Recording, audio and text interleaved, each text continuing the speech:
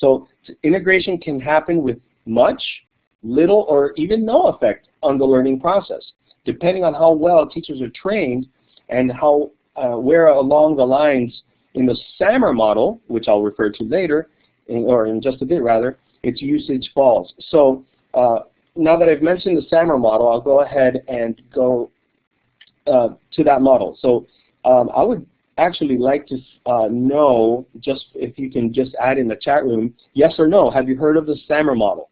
I would just like to see some yeses and nos if you've heard of the SAMR model, so I know how much to speak on that. Okay, we've got everything from a little to yes and no. So starting down at the bottom, substitution. Substitution just means you're using a technological tool to do what could be done without it.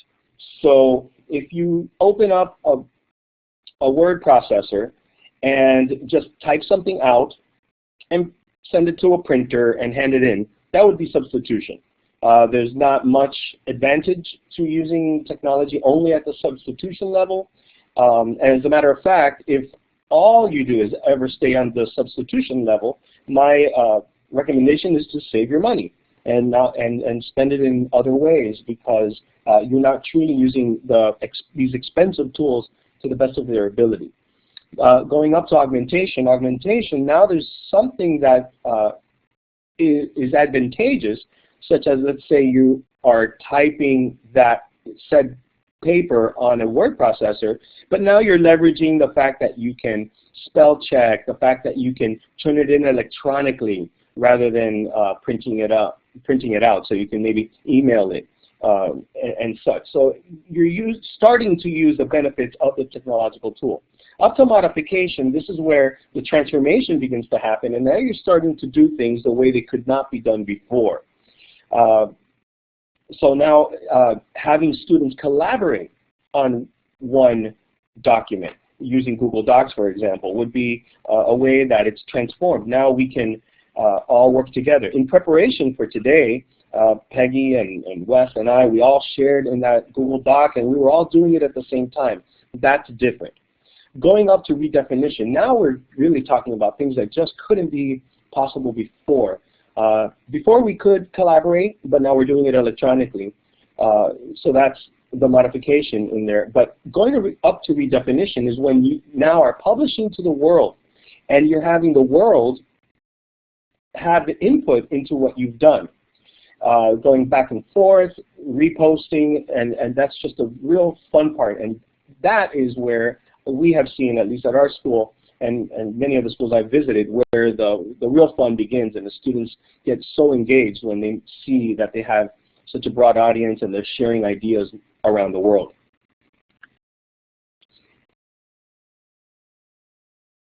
So here is a tale of two schools.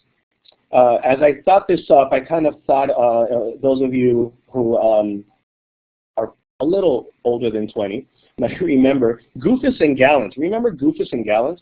Well, that was the idea behind this. Here's Goofus and Gallant. So it's up to you to know which one it is. And here's the tale of two schools. Both schools, and let's all understand this, both schools have the identical setup. I know that looks very technical, but that's not important. All I'm letting you know is that their infrastructure is the same, their computers are the same, they have the same amount of laptops, the same amount of teachers, they have everything identical. The teachers, and amount of teachers, the ratios, all identical.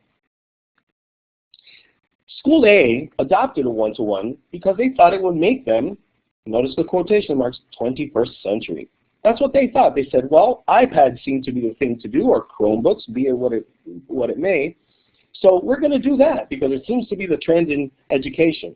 And we'll be 21st century. That was School A's thought. School B truly understood what 21st century was all about. They also did some research, and they knew that having one-to-one devices might help them with their 21st century learning initiative. They also knew that it's not synonymous. A lot of people, and trust me when I say that, you say 21st century learning to parents, they will most definitely think of computers first. 21st century, oh, that means that they're going to be using a lot of devices, electronics, computers, etc. And it really is the responsibility of the school to educate the parents and let them know a little bit more about what 21st century is. So school A, who did they talk to? They said, well, you're the computer guy running our network. What do you think we should go with? Should we go with iPads or Chromebooks? And or should we stick to laptops and such? And maybe the IT guy has his preference because of what might be easier for him or her to manage. School B knew to start where the learning happens. Who's leading the learning? And that's the teachers. They know to ask the teachers the right questions about curriculum, what needs need to be met, and what they want students to be able to do.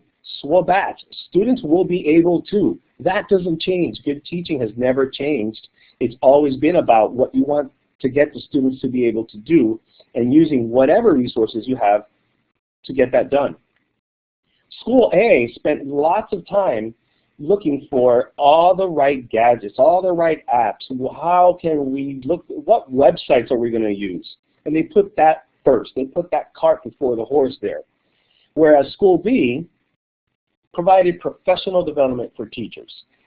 They made sure that the teachers understood how the learning was going to change at their school, what they were going to do to dig deeper, what they were going to do to get the students excited and enthusiastic about their learning and make the learning their own, giving them that voice and choice that's such a huge part of 21st century learning.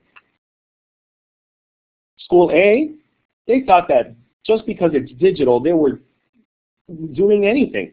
And, some teachers might have taken their old, starting to become yellow worksheets, and they knew that they could launch an app that they can take a picture of this worksheet, turn it into a PDF, email it to their students, and they can have students fill out that PDF on their iPads.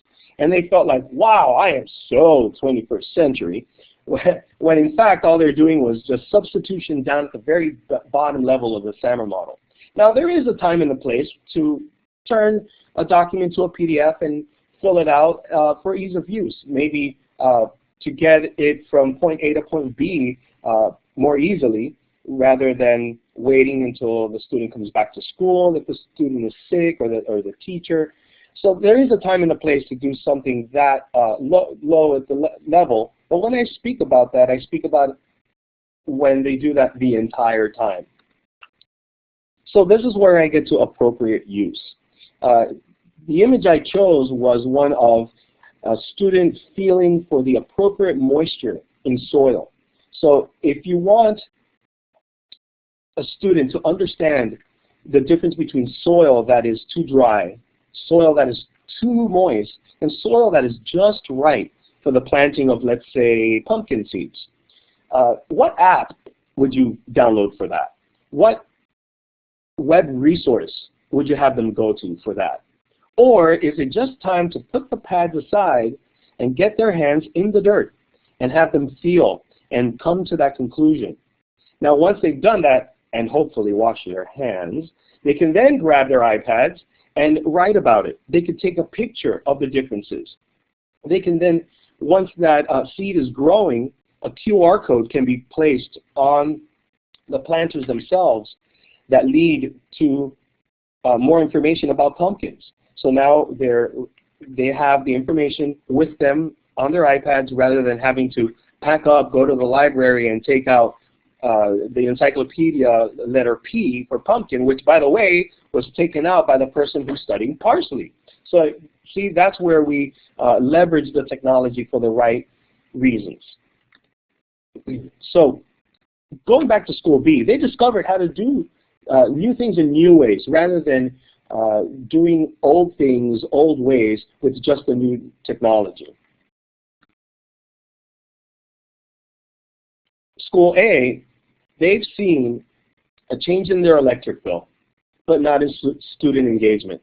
I always like to quote, his name will come to me in a second, where he said, David Thornburg said, and I'm paraphrasing here, if you bring all these technologies in and don't provide teachers with how to meaningfully use it and really make a change. The only thing that's going up in your school is the electric bill. And that was the spirit behind that. So in School B, students are authentically engaged. They're empowered. They really have true ownership of their learning. They're sharing with each other. They're not told what to do, but they're told how to think and come across their own conclusions. They're asked wonderful questions such as, how did you come up with that? Or what else?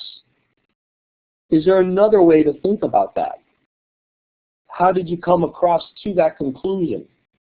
So the teachers are handing off the learning to the students so that they can express themselves, again with the voice and choice, and making the learning realistic and in a very real-world situation. Let's solve problems that really exist today, rather than some problems that were written in the textbook 20 years ago. So, given everything we've covered, which school would you want yours to be? I would love to see some people maybe even write down in the chat, A or B, which one would you like to be? So in School B, they understood 21st century learning. They knew who to start asking, maybe not the IT guy.